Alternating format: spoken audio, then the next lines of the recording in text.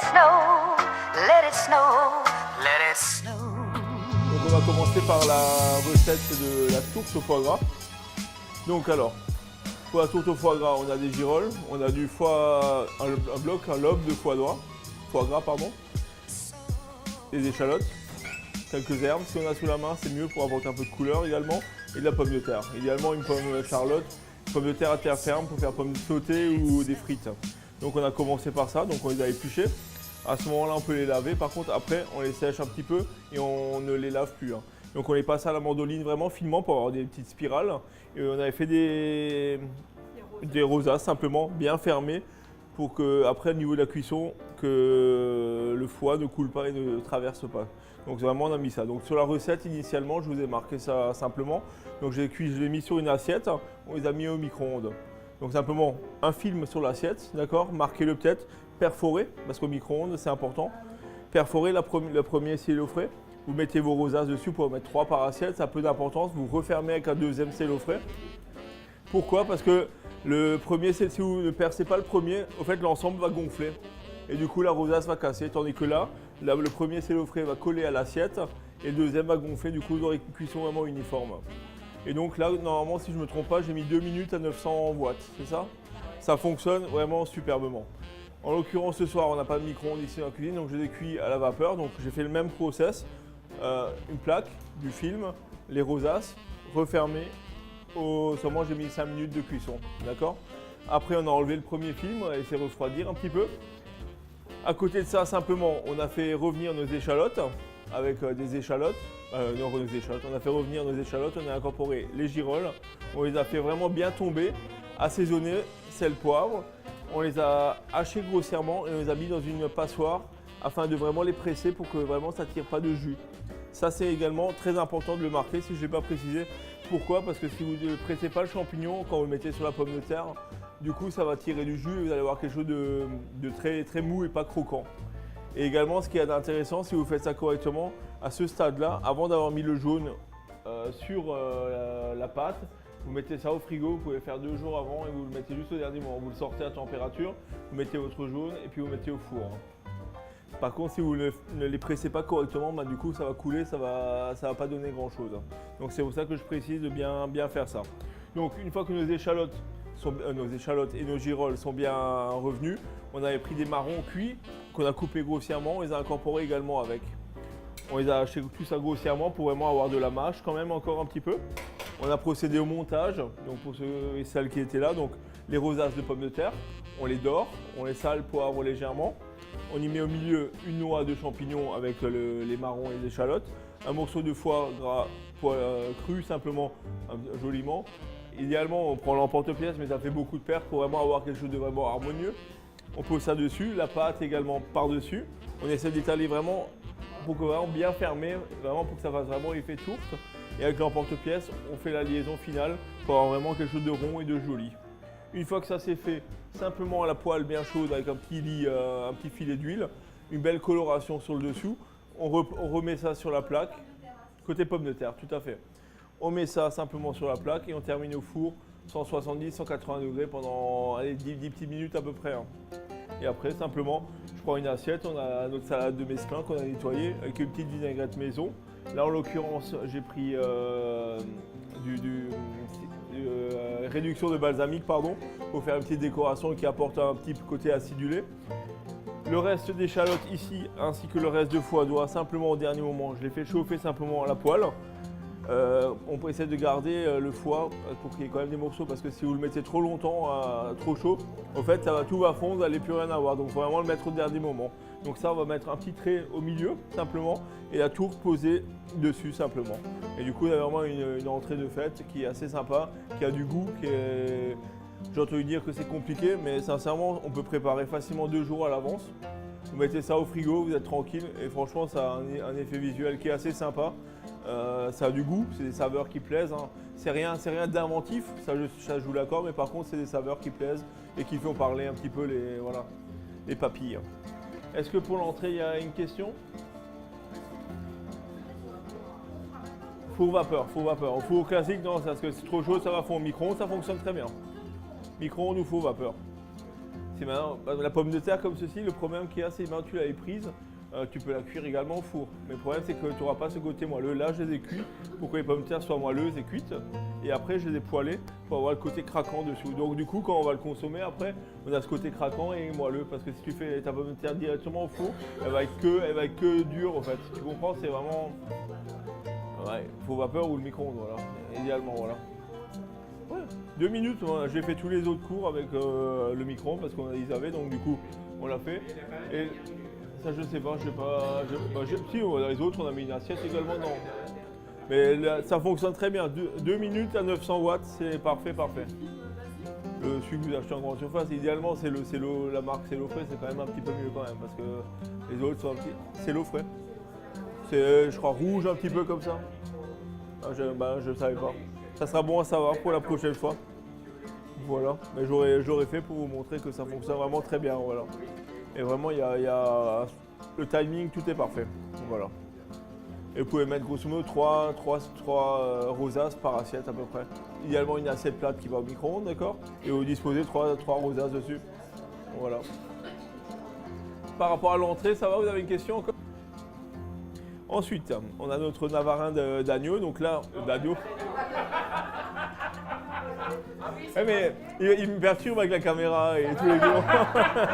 C'est le bêtisier, tu sais. Voilà. Donc le navarin de homard. Donc là, en premier lieu, on enlève la queue, d'accord? Ensuite, c'est un petit peu comme les crevettes, il faut casser vers l'intérieur un petit peu pour casser la carcasse. Vers l'extérieur après pour enlever toute la carcasse extérieure. On récupère bien sûr la carcasse. Pour les pinces, on les enlève d'un coup.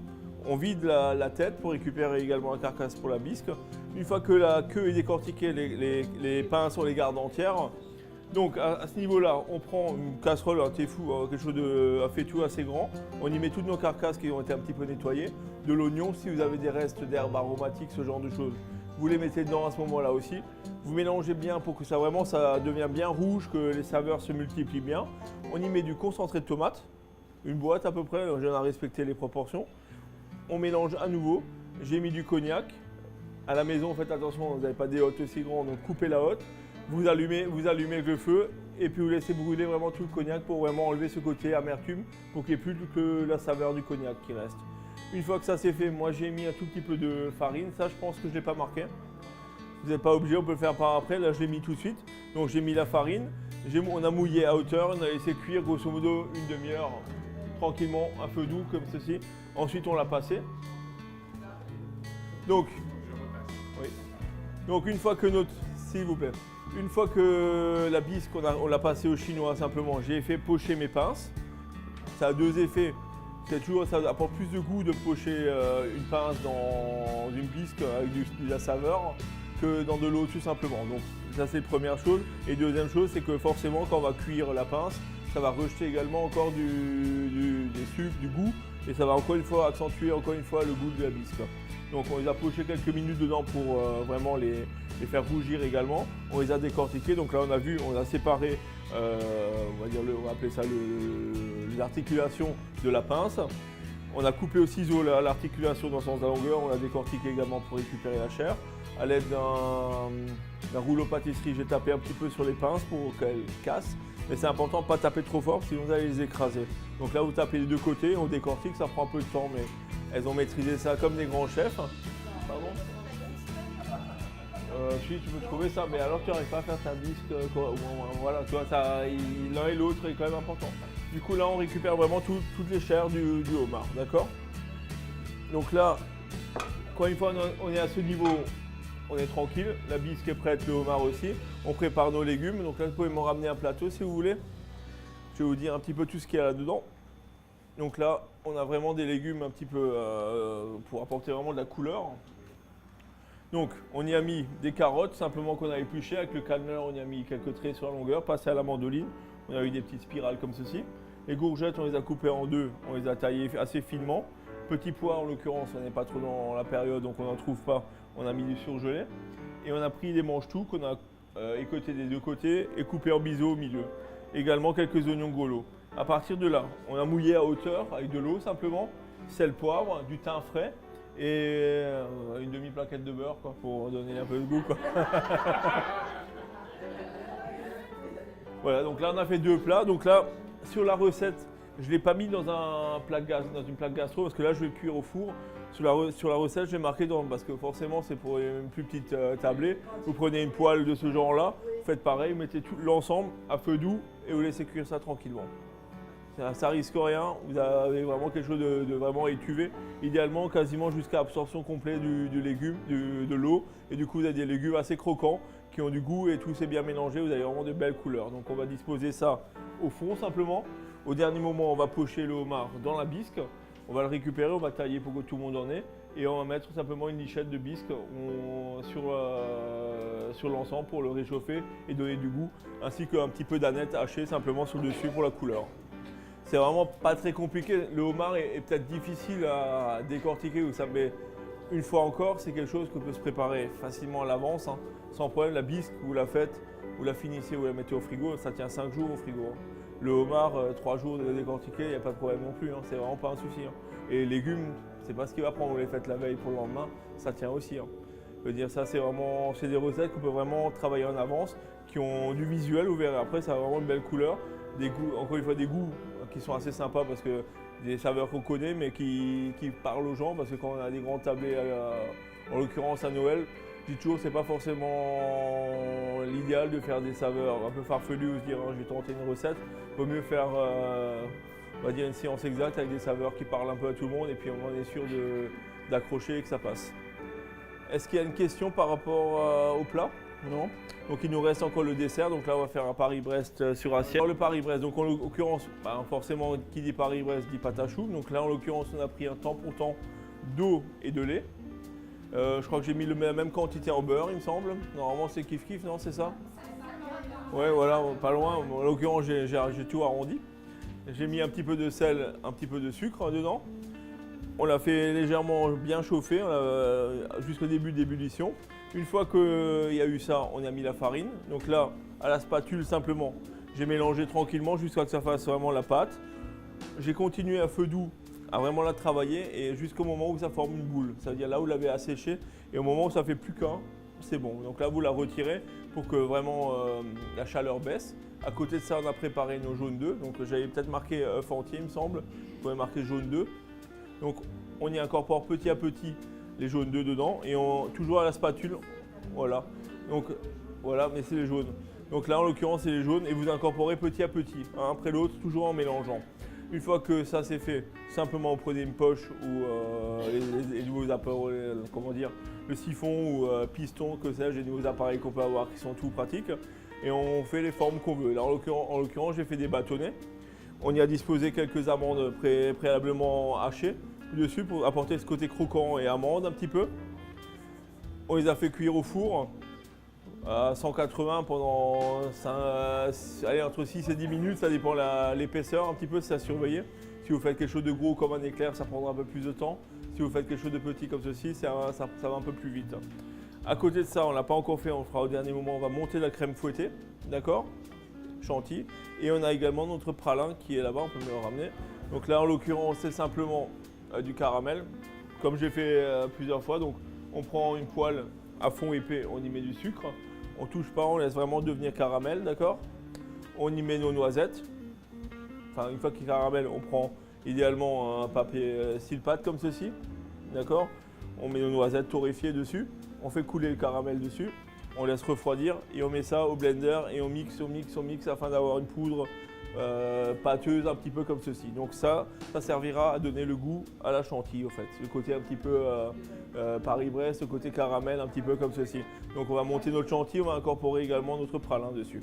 Donc on va en garder un petit peu pour la dégustation également après. Donc on mettra un petit peu de pralin sur le fond, notre pâte à choux. À la poche on mettra notre chantilly, on va dire ça simplement. Et j'ai fait également ici des noisettes, encore une fois torréfiées au sucre glace et une crème caramel au beurre salé pour apporter un peu d'onctuosité à tout ça encore. Donc là simplement, même principe, une casserole, une poêle à fond épais, vous mettez à torréfier vos noisettes Et simplement à la place du sucre semoule, j'ai mis du sucre glace. Je ne sais plus qui c'est qui l'avait fait. Au fait, la différence, sucre semoule fond quasiment instantanément. Donc vous pouvez en mettre petit à petit et vous laissez vraiment enrober. Et du coup, après, ça ne colle pas comme du sucre semoule. Voilà. Et vous avez quelque chose un petit peu qui peut vous rappeler les fêtes foraines ou ce genre de choses. Pour la crème caramel au beurre salé, simplement, c'est un temps pour temps. Donc là, en l'occurrence, j'ai pris à peu près 200 g de sucre et 200 000, ça c'est pas sur la recette, et 200 g de crème fluide. Donc on laisse à nouveau devenir caramel, vraiment la couleur qu'on veut. Quand c'est fondu, j'ai mis la crème simplement et j'ai laissé fondre jusqu'à ce que ça a eu vraiment la consistance souhaitée. Et j'ai mis un tout petit peu de fleur de sel dedans.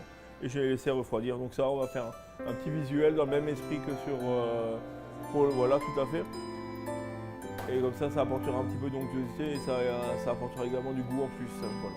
Pour l'apéro, on a préparé des toasts également. Donc là, c'est du foie gras de canard mariné au Gewürz et du saumon fumé label rouge en écossais, que je fumé au bois de hêtre, que je fais moi-même également.